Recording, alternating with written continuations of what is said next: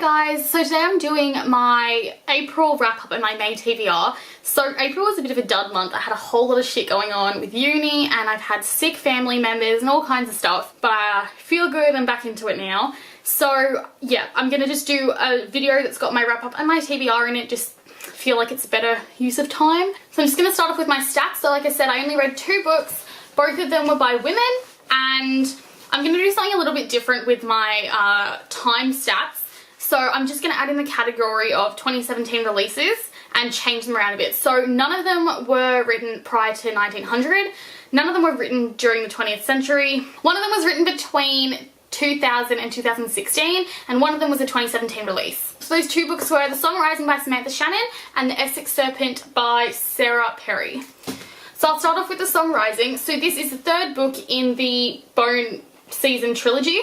Oh, well, it's not a trilogy, it's going to be a series, but currently there's only 3 books. So yeah, this is the 3rd book, and like I said, it was released earlier this year. I really liked this one. It wasn't my favourite, it's possibly my least favourite, actually. I'm not sure. I really enjoyed it. It was political like The Mime Order, but not as crazy and fast-paced. And there wasn't as much intrigue as there was in the Bone season, which has, like I said, a lot less politics but a lot more plot. This was sort of somewhere in the middle. I think it's going to be a 7-book series, so I think this just is one of the ones where you just have that little sort of in-between book, but I think it's set up the 4th book really nicely, and I'm super excited for when that comes out, which I believe is early 2018. I gave this 4 stars, I believe. And the 2nd book that I read in April is The Essex Server by Sarah Perry. This was a really weird one. I didn't like it that much. I was quite disappointed by it. Not much happened in it. Like, it's a 350-page book or something. Like, it's quite a thick one.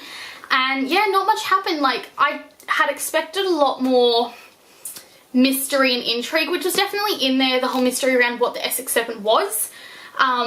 And there were certain parts that I loved, like the relationship between the characters. Through certain parts in the book I was really interested in, but they sort of just like accumulated into nothing. Like, by the end of the book I felt like I hadn't gained anything, and I felt like we were in a pretty similar place to where we were at the start of the book. It was like things sort of started to get really cool, and then she just like sort of turned it around and took it back to how it was at the beginning of the book. So I don't know, I thought it was a cool, like, I'm glad I've read it, but that's all I have to say on it, you know? It was a 3-star read. I have nothing good or bad to say about it. It was just meh. As for the May reads, I only have a couple of them with me. I either don't own them yet or they are at my dad's house or something like that. But I'll just let you know what I'm doing. So I'll start off with the books I have with me already. So the first book is The Circle by Dave Eggers. I'm not going to say too much about it. I have already done it. It was actually a DNF for me, and I will explain why in my wrap up, which obviously I'll be posting at the end of the month, but I will link it down below when it's uploaded. So the book I'm currently reading is Everything Everything by Nicola Yoon. I literally started this like less than an hour ago, and I've already read a quarter of the book. This is super easy to read, super fun, super lighthearted and cute. I'm really liking this so far, and it's just what I need. I wanted something I could just sit down and whiz through, something a bit lighthearted. I haven't read a YA contemporary in a long time actually, which is weird because I really like YA contemporary. I just find that I don't pick it up as often as I do. Maybe it's because I feel less pressure. I always feel pressure when there's a series. I'm like, oh, I've got to get to it. You know, the next book's coming out soon. I have to have read the other ones. But with YA contemporary, they tend to be standalone. So once they're out, I'm like, oh, it can wait until I've read this series. But anyway, that was a sidetrack. I'm really liking this so far, and yeah, you'll see my full thoughts in my wrap up. The next book on the list is #Girlboss by Sophia Amoruso. I hadn't, like, this had been on my radar for a while, but once I saw the TV show was out, I started watching it. I binge watched it in about 2 days, and then I was like, I have to read this book. Also, I'm considering starting up my own business sometime in the next couple of years, so I figured that finding someone who's a bit of a sort of freelancer and didn't do things your generic way would be a really cool idea to read about. And the formatting of this book is not your usual business book. It's got like pictures in it and lots of slang and all kinds of stuff. It's just looks like a cool book. And the last one I have, which I think has been on my last couple of TBRs and I still haven't got around to, is A Court of Thorns and Roses. I will be doing this month. I planned it all out. I know when the book will be started and the book will be finished. I think I have planned it all out. The reason I planned out when I'm going to start and finish the books and stuff this month is because I do have a very large TBR, because not only do I have the books that I just want to get through this month, but I'm also planning to be part of the hashtag Around the World-a-thon, which I'll put my TBR up for a bit closer to it. But yeah, I've sort of put all the books I wanted to read this month into 3 weeks, and then I've got that 1 week dedicated to the hashtag Around the World-a-thon. So yeah, I did need to sort of look ahead and be like, can I actually do this? And I'm pretty sure I can.